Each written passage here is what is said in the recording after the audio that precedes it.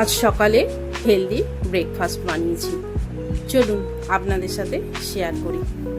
কিছু সবজি নিয়েছি, গাজর, ক্যাপসিকাম, পেঁয়াজ, সুইট কর্ন, কাঁচা লঙ্কা সব কুচি কুচি করে কেটে নিয়েছি।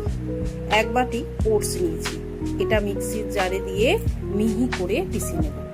এবার এটা একটা বোলে ঢেলে নেব। এক বাটি সুজিও নিয়েছি, এটাও মিক্সিতে পিষে নেব। পিষে বোলের মধ্যে ঢেলে দেবো। এবার হাফ বাটি টক দই দেবো আর স্বাদ মতো নুন দেবো।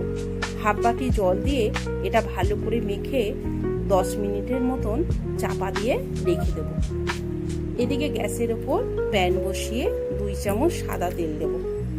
তারপর গোটা জিরে আর কালো সর্ষে, কারি পাতা কুচি করে দিয়ে একটু নেড়ে সব সবজি কোচানোগুলো দিয়ে অল্প একটু নুন দিয়ে হালকা করে ভেজে নেব।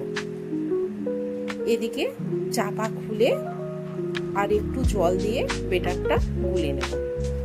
এবার সবজি ভাজাগুলো দিয়ে ভালো করে মিশিয়ে নেব। হাফ চামচ বেকিং সোডা দিয়েও মিশিয়ে নেব। গ্যাসের উপর প্যান বসিয়ে একটু তেল দিয়ে 1 হাঁটার মতন বেটার দিয়ে ওপর থেকে চাপা দিয়ে দেব। 5 মিনিট পর চাপা খুলে উল্টে দেব।